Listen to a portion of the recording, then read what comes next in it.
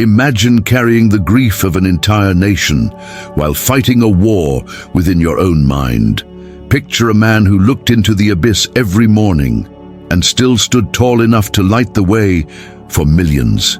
That man was Abraham Lincoln. Behind his solemn eyes was not only a president but a philosopher forged in the fire of suffering. His story is not about politics nor victory. It's about how pain, when faced with courage and reason, can become wisdom. In his darkest moments, Lincoln once confessed, "I am now the most miserable man living. If what I feel were equally distributed to the whole human family, there would not be one cheerful face on the earth." These were not the words of weakness, but of awareness, a soul stripped of illusions staring at truth itself. While America tore itself apart in civil war, Lincoln was fighting a quieter, more brutal conflict inside, the battle for his own sanity. And yet, in that despair, something extraordinary happened. Lincoln began to live as the Stoics once taught, not because he studied their words, but because he embodied their wisdom. He understood, instinctively, what Marcus Aurelius meant when he wrote, "The art of living resembles wrestling more than dancing." Lincoln wrestled with fate, not against it. He found strength not by avoiding sorrow, but by embracing it. Like Epictetus, who rose from slavery to philosophy, Lincoln transformed his chains into instruments of clarity. Like Seneca, who advised emperors while awaiting death, he saw that true power lies not in command, but in composure. And like the modern Stoic Ryan Holiday often reminds us, the obstacle is the way. That is the heart of our story. Today, we will walk through the hidden corridors of Lincoln's soul and uncover the Stoic virtues that turned a broken man into the moral compass of a divided nation. We'll put him on trial, not to judge him, but to understand him. Was Abraham Lincoln a Stoic philosopher in disguise? And what can his suffering teach us about our own battles in the 21st century? Welcome to the Stoic Lighthouse, where ancient wisdom guides modern storms. Let this light cut through your confusion, just as it did for the great minds who came before us. If this message already speaks to something inside you, support the channel by liking this video and subscribing, so you never miss the lessons that can change how you face your own darkness. Because in the end, Lincoln's story is not about history, it's about you.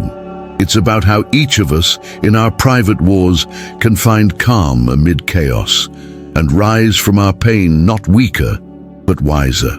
This is the untold story of the melancholic giant, the president who turned suffering into strength. Number 1, the embrace of the shadow. Melancholy as a Stoic teacher. Every age creates its own myth of happiness, and every generation hides its pain behind it. In our world, sadness is treated like a disease. We medicate it, mask it, scroll it away. But Abraham Lincoln did something that almost no one dares to do today. He made peace with his darkness. His lifelong melancholy was not an enemy to be defeated. It was his mentor, his silent companion, and, perhaps, his greatest teacher. The philosopher Friedrich Nietzsche once said, "My formula for greatness in a human being is amor fati," that one wants nothing to be different, not forward, not backward, not in all eternity, not merely to bear what is necessary, but to love it. Lincoln lived amor fati long before Nietzsche wrote it. He didn't just endure his sadness, he used it as fuel. His depression stripped him of illusions and made him see people's suffering with brutal clarity. While others saw the Civil War as politics, Lincoln saw it as tragedy, the moral dismemberment of a nation. His pain became empathy, and his empathy became vision. According to Seneca, difficulties strengthen the mind as labor does the body. Seneca saw pain as the weight that sculpts virtue. Lincoln carried that weight every day. He learned that endurance was not the absence of pain, but the transformation of it. Like a blacksmith hammering steel, he shaped his sorrow into moral strength. His melancholy taught him patience when others rushed to rage, and humility when others chased pride. The historian Joshua Wolf Schenck, in Lincoln's Melancholy, wrote that his depression was the engine of his empathy. That's precisely what Stoicism teaches. Suffering is not meant to destroy us, but to refine us. Lincoln's sorrow gave him depth, and depth gave him understanding. He could feel the pulse of a wounded people because he had already felt his own. Marcus Aurelius once reflected in his Meditations, "Whatever happens to you was prepared for you from all eternity, and the thread of causes was woven together with your own existence." To Lincoln, his sadness was not a punishment, it was his calling, a thread woven into his destiny. While others fled from their inner storms, he built shelter within them. He became, in essence, a craftsman of the soul. His melancholy was the forge where his strength was created, and his acceptance of that truth made him unbreakable. Modern Stoic thinkers like William B. Irvine echo the same insight, that tranquility does not come from comfort, but from voluntary hardship. Lincoln's melancholy forced him into hardship every day. But instead of asking, "Why me?" he asked, "What can this teach me?"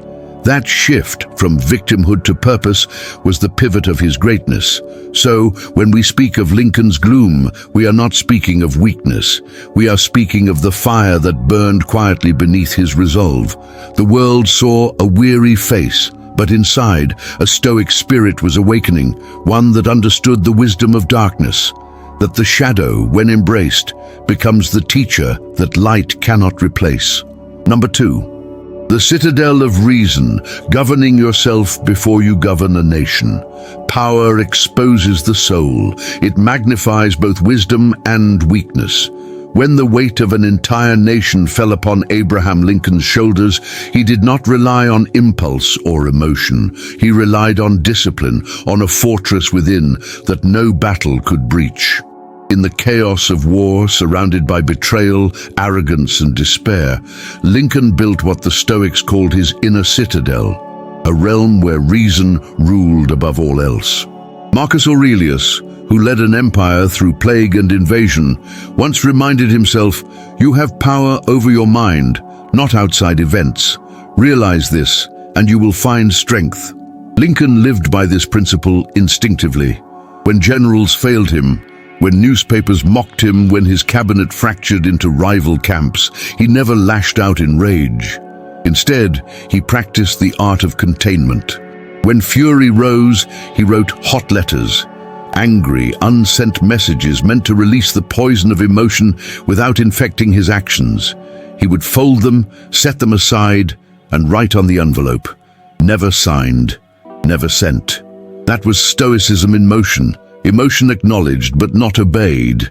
Lincoln knew that anger was not power, it was surrender. Like Chrysippus taught centuries before, passion is not something that happens to us, but a judgment we choose. According to Chrysippus, emotion is not a blow from without, but a movement of the soul that consents to error. Lincoln refused that consent. He refused to let temporary storms dictate permanent decisions. He ruled himself first, his impulses, his temper, his fears, and only then did he rule a divided nation. This ability to govern the self before governing others was his quiet genius, the one that turned chaos into order. The later Stoic Heracles compared the philosopher to a doctor who heals the diseases of the soul through reason. Heracles taught, "The philosopher is a physician of the spirit, diagnosing passions and prescribing the cure of wisdom." Lincoln was his own physician. His self-awareness became his cure. Each moment of restraint was a form of moral leadership, invisible to most, yet essential to all. Because if he had reacted in fury, the Union itself might not have survived. Modern strategist and author Robert Greene captures this perfectly. In moments of crisis, people don't follow the loudest voice, they follow the calmest presence. Lincoln was that presence.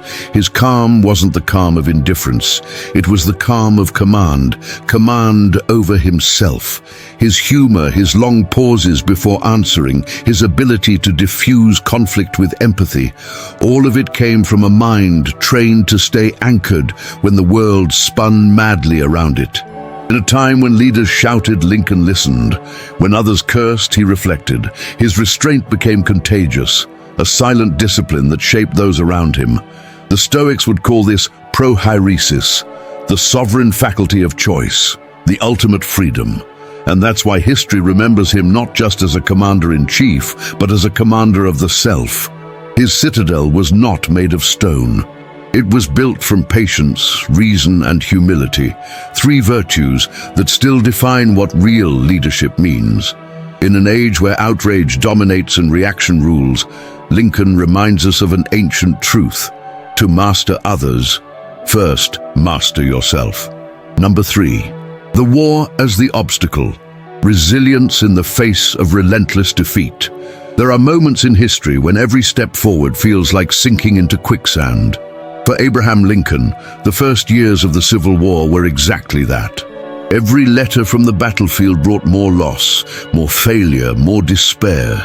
Generals disobeyed orders, armies fled, the nation's faith in him wavered. Yet Lincoln remained steady. While others saw catastrophe, he saw curriculum. Every defeat was not an ending, it was instruction. He turned each obstacle into an ally, each setback into a step toward strength. Marcus Aurelius captured this mindset with timeless precision. What stands in the way becomes the way. This wasn't a motivational slogan for Lincoln, it was survival. When his best commanders disappointed him, he didn't sink into bitterness. He learned from each humiliation until he found the one man who mirrored his perseverance. Ulysses S. Grant, a general who, like Lincoln, refused to quit. Together they proved that resilience is not born from success, but from the willingness to begin again after every collapse. According to Heraclitus, long before the Stoics formalized their philosophy, the way up and the way down are one and the same. Lincoln lived that paradox. The road through defeat was the only path to victory. His losses shaped his clarity, his sorrow sharpened his will. What others called tragedy, he called tuition. He paid for wisdom in the hardest currency possible, suffering. Seneca, who understood the discipline of enduring adversity, once wrote, "Fire tests gold, and adversity tests brave men." Lincoln didn't avoid the fire. He stepped into it. Every shattered hope, every night spent alone in that cold White House office, taught him the art of persistence without illusion. He didn't believe things would be easy, only that they would be meaningful. This is the essence of Stoic resilience, to face reality without surrendering to despair. Modern Stoic author Ryan Holiday puts it simply, where the head sees obstacles, the heart sees opportunity. Lincoln saw the war not as punishment, but as purification, a test of the nation's soul. His purpose evolved beyond politics. The war was no longer just about preserving the Union. It became a moral rebirth, the emancipation of millions and the redemption of the American spirit. His adversity became his awakening. And what's most remarkable is that Lincoln's endurance wasn't powered by optimism. It was powered by acceptance. He knew, as William B. Irvine often reminds us, that tranquility is found not in wishing for a different world, but in mastering the one we have. Lincoln embodied this in silence, in patience, in faith that what feels unbearable today might be essential tomorrow. Each failure was fuel, each loss was leverage. His resilience wasn't born of blindness to suffering, it was born of understanding it too well. That's why the Stoics would have called him not merely strong, but wise, because wisdom is the ability to keep moving forward even when your heart is breaking. And in those endless nights of defeat, Abraham Lincoln discovered a truth that echoes through time. The obstacle isn't the enemy, it's the forge where character is made. Number 4. With malice toward none. The Stoic virtue of justice and magnanimity. There is a kind of strength that doesn't roar. It forgives, it heals, it restores what hatred has broken. In the wake of America's most devastating war, Abraham Lincoln revealed not just political genius, but moral courage. The rare courage to act with compassion when vengeance was expected. When the nation screamed for retribution, Lincoln whispered, "Reunion." When others wanted blood, he sought mercy. That choice wasn't weakness, it was mastery. The Stoic kind of mastery that sees justice not as punishment, but as harmony restored. In his second inaugural address, as cannon still thundered in the distance, Lincoln spoke the words that would immortalize his spirit: with malice toward none, with charity for all, with firmness in the right, as God gives us to see the right. Those words echo the Stoic belief in sympathia, the interconnectedness of all human beings. Marcus Aurelius urged his readers to remember that we are part of one body, one mind, one soul.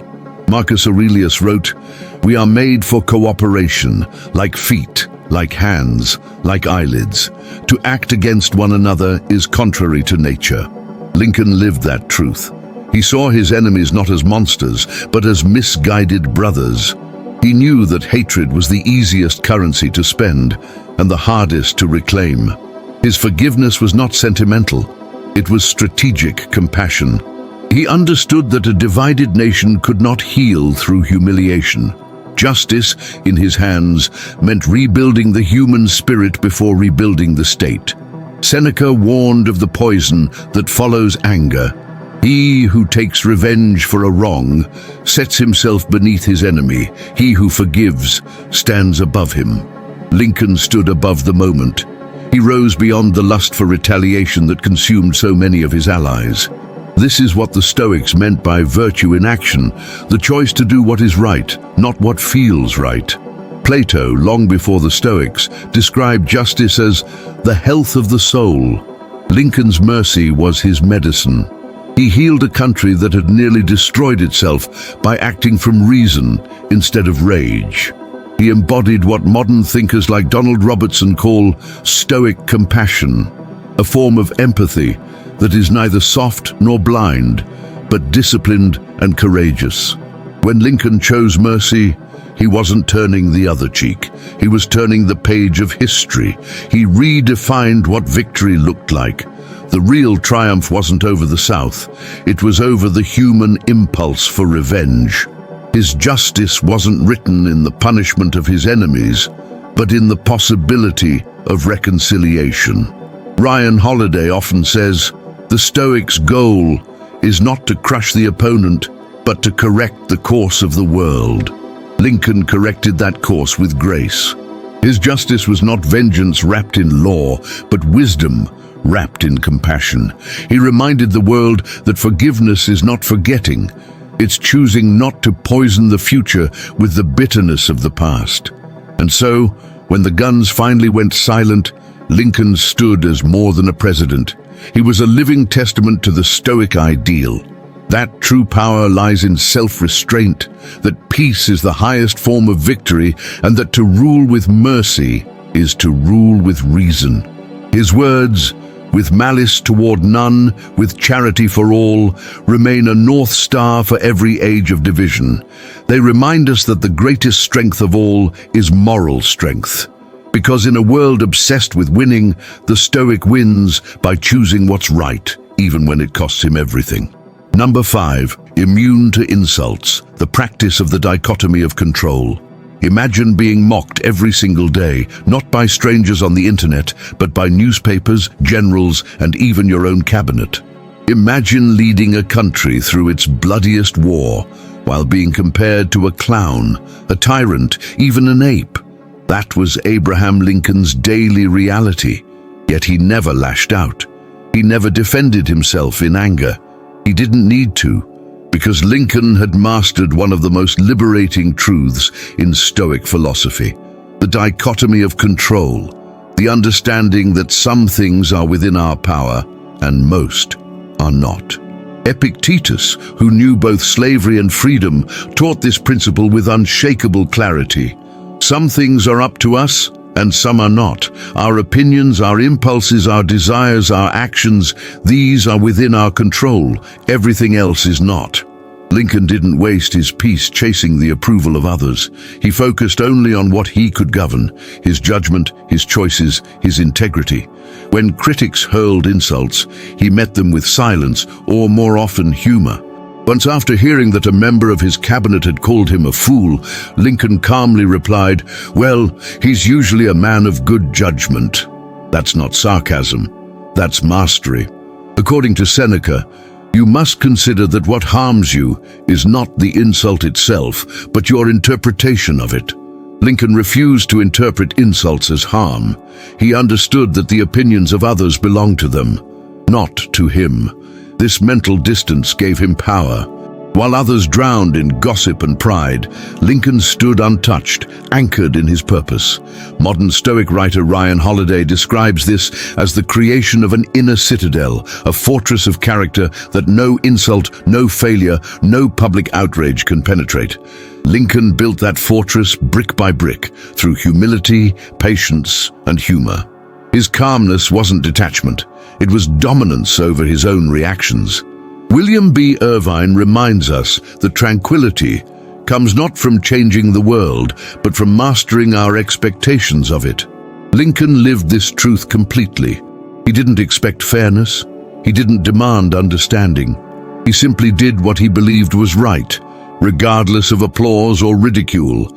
That detachment gave him a rare kind of freedom, one that few leaders ever experience. There's a reason Marcus Aurelius, himself an emperor constantly judged and betrayed, wrote, "I will not be harmed by another's actions, for it is within my power to choose not to be harmed." Lincoln's entire presidency was an act of choosing not to be harmed. He understood that insult, like pain, loses its sting when we refuse to grant it meaning. Every joke at his expense became background noise. Every attack became fuel for patience. His composure was not an accident, it was a daily discipline. In an era of political chaos and personal attacks, Lincoln's serenity was revolutionary. He proved that control begins not with armies or speeches, but with the mind. His unshakable calm wasn't a sign of weakness. It was the supreme expression of strength.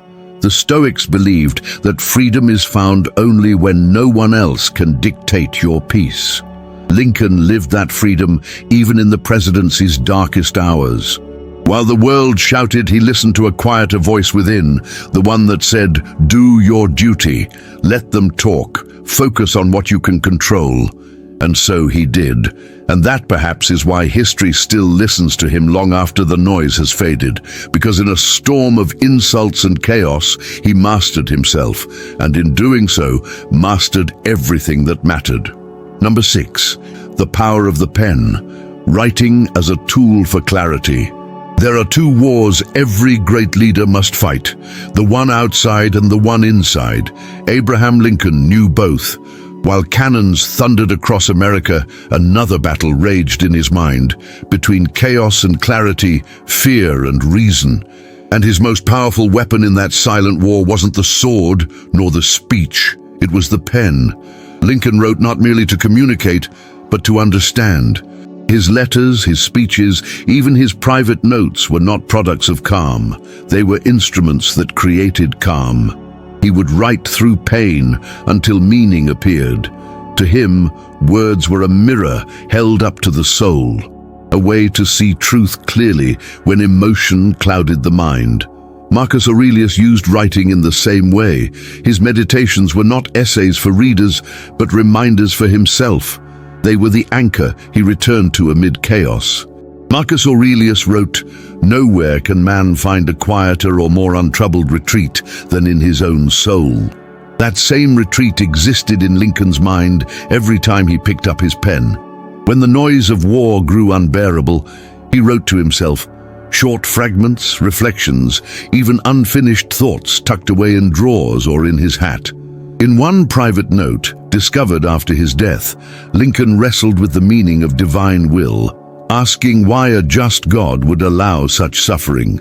These writings were his meditations, his form of therapy before therapy existed. Seneca once observed, "We suffer more in imagination than in reality."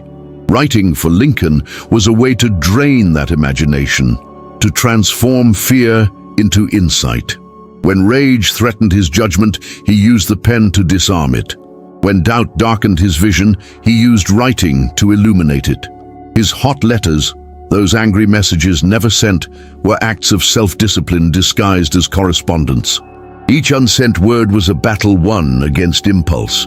William B. Irvine teaches that reflection is the core of Stoic practice, the ability to observe one's thoughts as if they belong to someone else. Lincoln did that on paper. He watched his mind work, questioned his motives, challenged his own reasoning until only clarity remained. His writing was not decoration, it was surgery. It cut away confusion and left wisdom.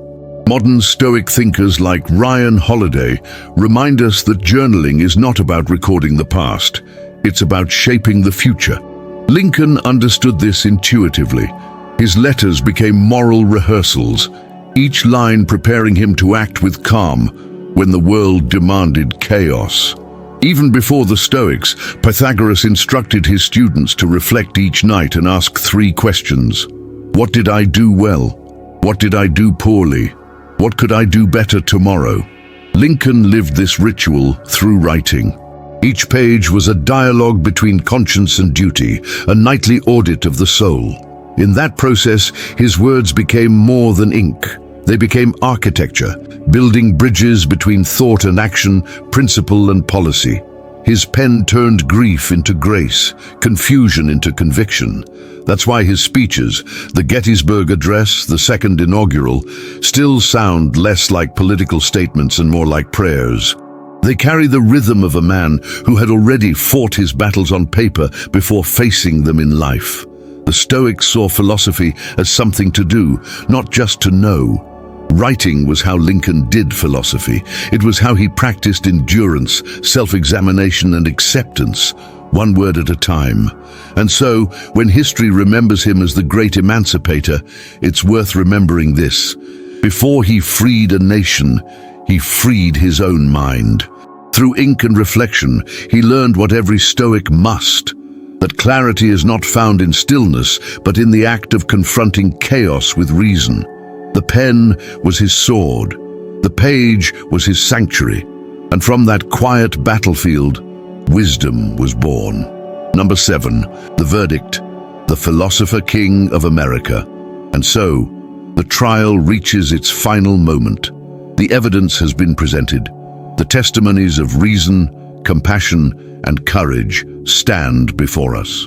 Now the question remains, was Abraham Lincoln truly a Stoic, or did he simply live as one, unaware that his daily actions echoed the wisdom of Zeno, Seneca, Epictetus, and Marcus Aurelius?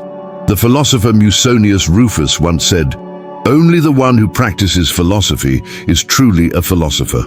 By that measure, Lincoln passes the test with radiant certainty. He may have never opened a Stoic scroll, but he lived their words with flawless precision. His life was a mirror of the philosophy's deepest truths, that virtue is the only true good, that adversity is the forge of strength, and that peace can exist even in the heart of suffering. Lincoln's greatness didn't come from privilege or comfort. It came from the quiet wars he fought within, from learning to master his passions, to govern his mind, and to serve without seeking glory. He embodied what Marcus Aurelius called the inner empire, where reason and virtue rule. Marcus Aurelius wrote, "Waste no more time arguing about what a good man should be one." Lincoln was one, not by decree, but by discipline, not through words, but through action. Like a sculptor shaping marble, he carved his character from pain, humility, and relentless reflection. He didn't run from sorrow, he turned it into empathy. He didn't crush his enemies, he sought to heal them. He didn't seek immortality, yet his virtue made him eternal. Chrysippus, the architect of Stoic logic, believed that the wise person lives in accordance with logos, the rational order of the universe. Lincoln's decisions reflected that alignment. His reasoned restraint in moments of fury, his mercy in victory, and his calm under chaos were all signs of a man guided by something higher than emotion. by the steady light of moral clarity. According to modern philosopher Donald Robertson, the true Stoic leader governs not through dominance, but through example, showing that integrity is the most persuasive form of power. That was Lincoln's leadership. He ruled through dignity, not domination, through wisdom, not wealth. He embodied the Platonic ideal of the Philosopher-King, the leader who governs not for ambition, but for duty. Plato once wrote, "There will be no end to the troubles of states until philosophers become kings, or kings become philosophers." And perhaps that is what America briefly witnessed. Not a perfect man, but a philosopher on the throne. A man who balanced the logic of Chrysippus with the compassion of Seneca, the endurance of Epictetus with the humility of Marcus Aurelius. Lincoln's life reminds us that Stoicism is not a set of doctrines to be memorized. It is a way of existing in truth. He practiced what many only preach, that greatness is not found in conquest, but in character.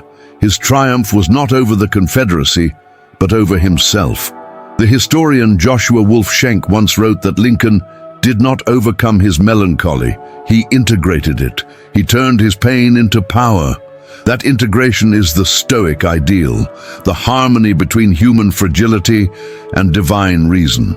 So the verdict is clear. Abraham Lincoln was more than a president. He was the Philosopher-King of America, a ruler not of men, but of the soul. His legacy is not carved only in marble monuments or historic speeches. It lives in every act of patience in the face of rage, every moment of mercy over revenge, every decision guided by reason instead of fear. Because Stoicism isn't about escaping the world, it's about meeting it, with calm, with courage, with compassion. Lincoln did all three. And that is why, long after his body turned to dust, his light still guides the living. The Philosopher-King stands eternal, his wisdom engraved not in stone, but in the conscience of humanity. Number 8. The living legacy. 4 lessons from Lincoln for our daily battles.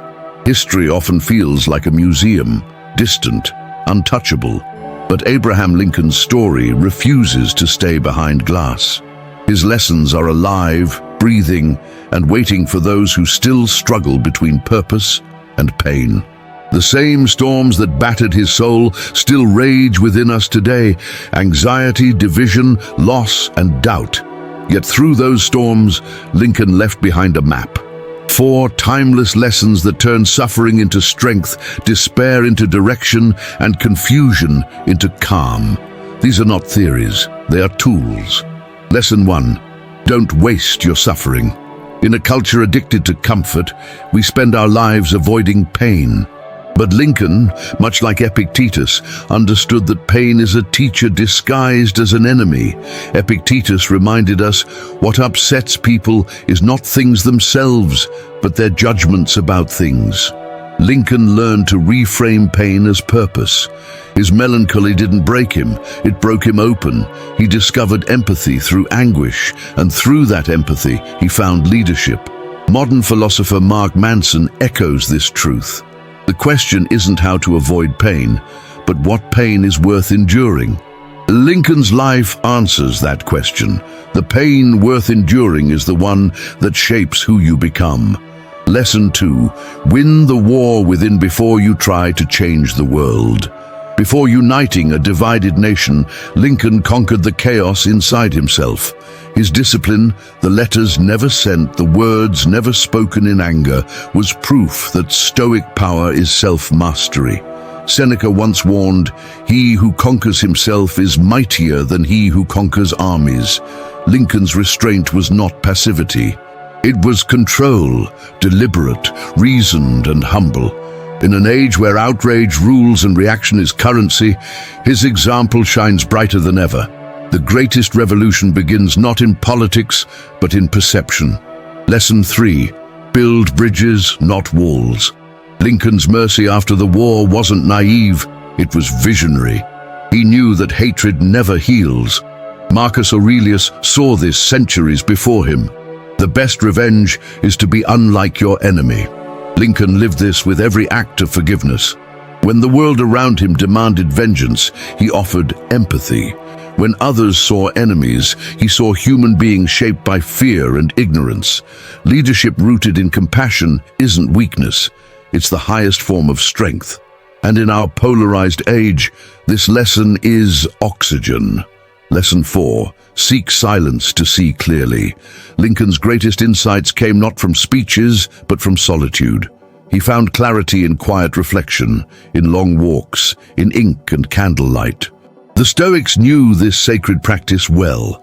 Marcus Aurelius wrote, "Nowhere can man find a retreat more peaceful than within his own soul." Modern Stoic William B. Irvine agrees, teaching that tranquility grows not in the noise of modern life, but in the spaces we create to hear our own reason again. Lincoln's solitude wasn't escape, it was recalibration. When he returned from those silent hours, he returned sharper, calmer, and kinder. Each of these 4 lessons reveals something profound. Lincoln wasn't superhuman, he was simply awake. Awake to the truth that suffering refines, that mastery begins within, that compassion rebuilds, and that silence restores. His life is proof that Stoicism is not a relic of marble busts and ancient scrolls. It's a living philosophy, breathing through every generation that chooses virtue over vanity, purpose over pleasure, duty over despair. And that's why his legacy still speaks to our time. Because the battlefield may have changed, but the enemy is the same. Fear, anger, arrogance, distraction. And the weapons are the same too. Reason, reflection, and the courage to stay calm when the world burns around you. So when your own life feels like a civil war between who you are and who you're trying to be, remember Lincoln's map. Embrace the pain, rule your impulses, love without malice. Think in silence. Because those who master these 4 things don't just survive life, they transcend it. Every story of greatness hides a fracture. For some, it's visible. For others, it runs deep within the soul. Abraham Lincoln's fracture was his melancholy, his loneliness, his burden of conscience. But instead of hiding it, he built something extraordinary around it. From that brokenness came beauty. From despair came discipline. From darkness came light.